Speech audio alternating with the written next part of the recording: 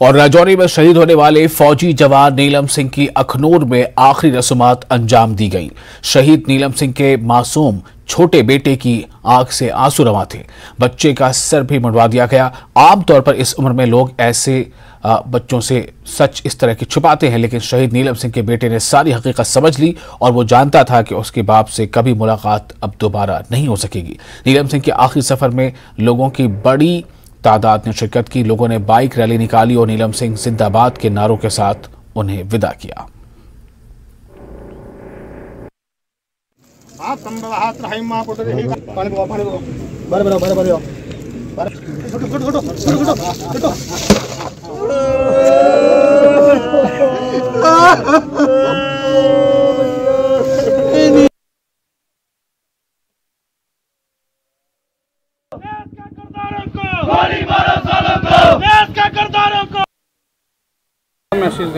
पाकिस्तान को क्यों, हमारे सेंटर में अच्छी सरकार है, मोदी जी बहुत अच्छे हमारे प्रधानमंत्री है, लेकिन पाकिस्तान को खत्म ही कर देना चाहिए जड़ से, क्योंकि लाखों आदमी लाखों घर बर्बाद हुए हैं। हमारा नहीं हुआ, सभी को हुआ है, लेकिन इसको खत्म कर देना चाहिए। आगे से ऐसी हरकत ना करें। हर रोज ऐसा हो रहा है, आगे से ऐसी हरकत नहीं कर रही है, ठीक है ना।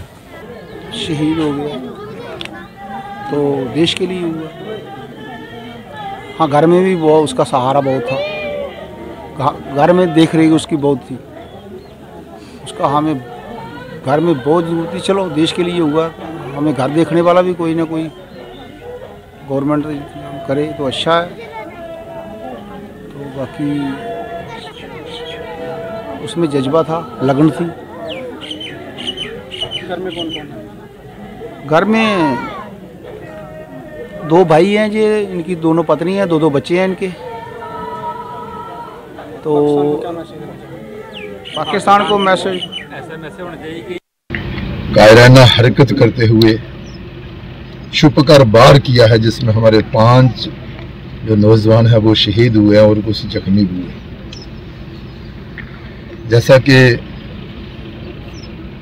पहले भी और अब भी इन शहीदों की शहादत जो है वो बेकार नहीं जाएगी, और जिन्होंने भी इस वारदात को अंजाम दिया है उन्हें बहुत जल्द मौत के घाट उतारा जाएगा। और जैसे आपने सुना भी होगा कि कुछ को मौत के घाट उतारा भी है, और हमें पूरी उम्मीद है कि जिस हौसले के साथ हमारे नौजवान आगे बढ़ रहे हैं उन्हें उसमें कामयाबी। क्या लग रहा है जुगल सर, जिस तरह पिछले 6 महीने में 19 जवान जो हैं वो शहीद हुए हैं, तो अब एक क्या वही दिन दोहराना पड़ेगा, वही सर्जिकल स्ट्राइक, वही जो नया भारत जो है वो घर में घुसकर जो है प्रहार करता है? पाकिस्तान को क्या सबक सिखाने की अब एक बार फिर जरूरत जो है वो आन पड़ी है सर्जिकल स्ट्राइक को लेकर? बिल्कुल सही कहा आपने, बिल्कुल सही कहा। ये एक ऐसी बला है जो समझाने से नहीं समझती। अपनी अंदरूनी हालात को ना दर्शाने के लिए ये ऐसी वारदातें जो हैं वो करते रहते हैं। और विशेष तौर पर अब जम्मू कश्मीर जो है वो तेज गति के साथ विकास की ओर आगे बढ़ रहा है, अमन और शांति की ओर आगे बढ़ रहा है। और इसी बीच शिवसेना डोगरा फ्रंट ने राजौरी हमले के खिलाफ अपना एहतजाज दर्ज कराया है, जिसमें 5 फौजी जवान शहीद हुए थे। न्यूज 18 से बात करते हुए फ्रंट के सदर अशोक गुप्ता ने कहा कि जब कभी कोई पाकिस्तानी वजीर दौरे पर आता है तो दहशतगर्द हमले होते हैं। उन्होंने मजीद कहा कि पाकिस्तान पूरी दुनिया में अपनी साख खो चुका है और भीख के कटोरों के साथ है। लोग भूखे मर रहे हैं, लेकिन फिर भी दहशतगर्दी की हौसला अफजाई कर रहा है। पाकिस्तान से आया तब घटना घटी, ये बार बर्दाश्त नहीं होगा कि 1 साल के अंदर 3 जितने प्रधानमंत्री आए तब घटी। मुंह में और यहाँ पर जो है राम राम बगल के अंदर छुरी। 5 जवान हमारे शहीद। कोई पिछला इतिहास पन्ने खोल करके देख लो। और आज भी आया तो रजौरी कांड दोहराया। फिर हम बुलाते क्यों हैं? क्यों उसका यहाँ आकर के? लेकिन ये जो बंदा है, ये हमारा विदेश मंत्री, करके जवाब दिया, थप्पड़ नहीं मारा एक, लेकिन घटना घट गई। एक कमांडो, हमारे 5 कमांडो वो हमारे से अलग हो गए, शहीद हो गए। लेकिन मैं प्रश्न करना चाहता हूं, ऐसे पाकिस्तानी को यहां बुलाने का मतलब क्या है? हमने उसको चांटा मारा, अच्छी बात है। ये विदेश मंत्री ने वो करा जो कोई नहीं कर सकता।